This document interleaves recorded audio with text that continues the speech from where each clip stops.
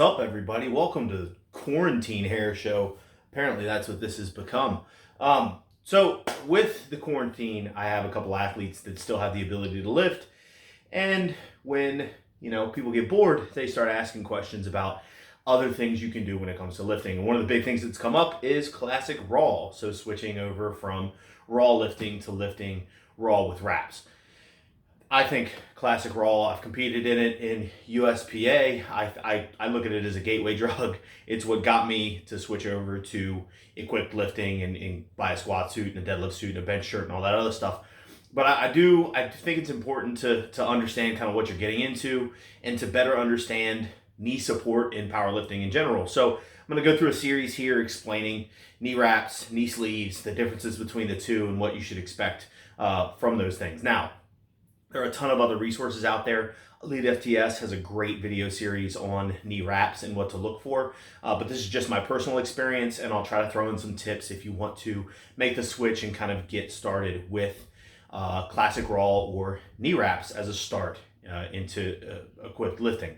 So the first thing that I should probably talk about is knee sleeves. I've been through a plethora of knee sleeves, starting off with weightlifting, the TK sleeve, the Tommy Kono sleeve, if you're not familiar with it, and pair of rebands. And rebands I swore by forever. You can actually see my old TKs here. Not super supportive, not a whole lot of compression. Normally weightlifting sleeves are a little bit more tapered. You don't see it's narrow at the bottom and it kind of tapers up towards the thigh. So there's a little bit of compression there, but not what you would see from a modern powerlifting sleeve.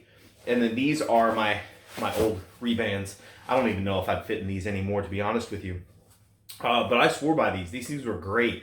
One of the first experiences with knee sleeves that I ever had. And these were super durable. They were phenomenal. From there, I moved on to a Elite FTS Heavy. And this is really just elastic and what feels like cotton. Not really what I would consider or call like a modern knee sleeve, but man, I'll tell you what, their elbow sleeves in this material are epic. They're just phenomenal pieces of equipment. I also have a hand-me-down old school pair of the Inzer Red Lines, which actually are still IPF legal somehow, even though they have these kind of strap buttresses. These are awkward. I don't necessarily suggest these as something to use. I didn't use them very, very often.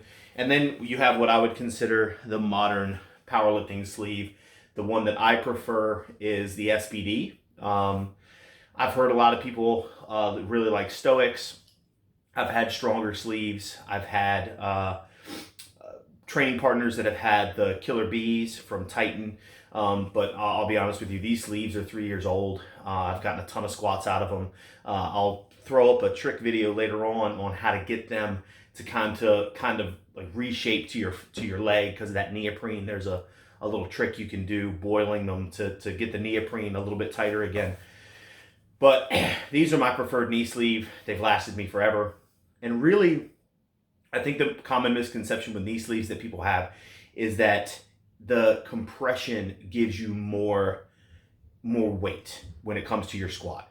That's not necessarily the case. Knee sleeves don't create mechanical tension. They don't create a mechanical advantage when it comes to the bottom of the squat. They create some compression around the actual joint, which we think increases a proprioceptive response as you get down there. It gives you a better sense of where you are and can possibly get the neurological pattern to fire a little bit quicker, so you're a little bit more efficient, but it doesn't give you a mechanical advantage. And that's the biggest difference between a knee sleeve and a knee wrap. So the key with a knee wrap, and I'll show you just one of the multiple pairs that I have. This is a pair of Elite FTS Sidewinders. A knee wrap, this material is substantially stiffer. Think of it more like a wrist wrap that you would put around. And what we try to do is create or get as much of that material behind the knee as possible to create an actual spring or compression there that creates mechanical advantage. Now, we'll talk in another video about knee wraps and what to look for in regards to, it's like a spectrum, rebound and stopping power, whichever you need more of.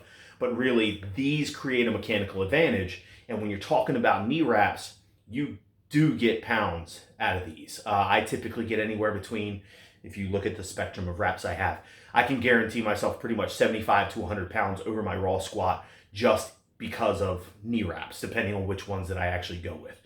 So that's the kind of first part in the series, guys. We'll go over the different knee wraps that I have, how to wrap, especially as a beginner, and those sorts of things. So look for those videos coming up. But this is just kind of an intro into this transition, just so you can keep an eye out for the next ones.